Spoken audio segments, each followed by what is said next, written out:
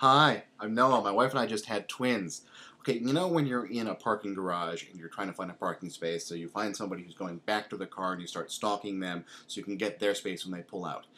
Don't ever choose a family with twins to do that because it will take them upwards of 45 minutes to get back into their car.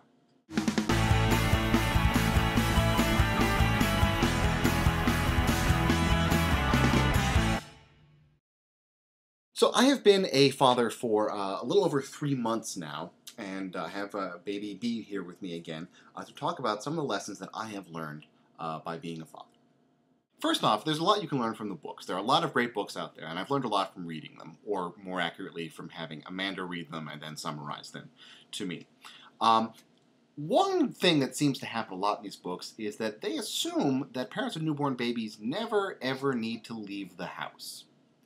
But for the most part, the books are pretty good. However, here's the thing. The babies have not read the books, so you cannot really expect them to act exactly the way the books say they're going to act. Another thing that I have learned, showering with your babies is great. Now, at first, I was a little apprehensive about the idea of showering with a baby. It seemed a little weird to be naked with my sons, and I was worried the water would be too hot for them, but as it turns out, it's great. Babies love being in the shower, and it's a much faster way to clean them than a bath is. It just needs to be a little bit cooler than you would normally take it. Yeah, you need help from another person to get the babies in and out, but overall, it's a great experience that I highly recommend. It is much better than giving them a bath. Now, I realize that taking a bath, giving a baby a bath is, sort of an iconic image of babyhood and parenthood. But the baths that I was giving these little guys early on were pure agony, and I will tell you why. Because this duck is a liar. You see, this duck here has the word hot written on his underside here. And the word hot becomes bright white when it's in hot water. But the thing is, it becomes white when it's in lukewarm water too. And so I was worried that even the most mildly warm water was too hot for my son because that's what the duck was telling me. And I was giving these poor little guys baths in cold water. They hated it. I hated it. It was no fun at all. All because this duck is a liar. Another lesson I've learned, drug your babies. Hold on, hear me out. I am talking about a miracle drop called Mylicon. You see, babies get a lot of gas, and it hurts them because they have tiny little bodies and big giant bubbles of gas. And the Mylicon relieves that, and then they're in less pain. Then they make less noise, and that is very, very nice. Here's something I didn't know. Sometimes babies will stop pooping for a day or two. No, seriously, they will just not poop. It's like a play written by Penny Sycamore, Poop Takes a Holiday. Of course, once that day is done, and all the poop is built up, get ready for the tidal wave. The poop-nami, if you will. Babies are like drill instructors or mean high school athletic coaches. They never like it when you sit down.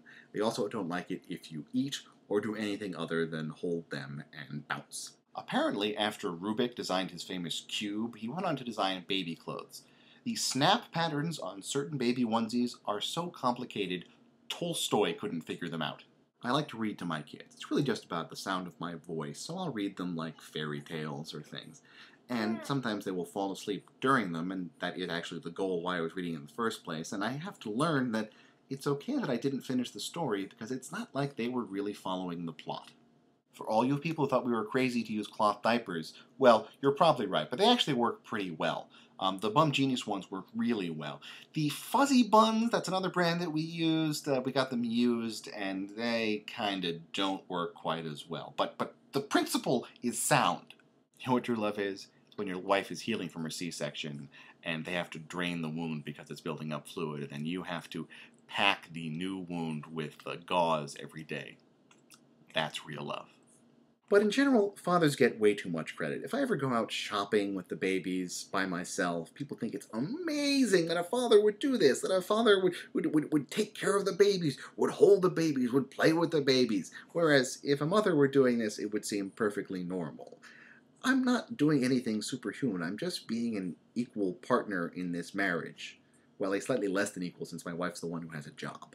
Babies look really good in dark colors. Look at baby B here in his dark purple onesie. It's adorable. Everybody wants to dress babies in light colors, pastels and pinks and blues and stuff.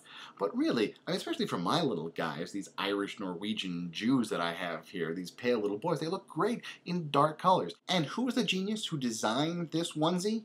Punky Brewster. That's right. This is a Soleil Moon Frye original onesie available at Target.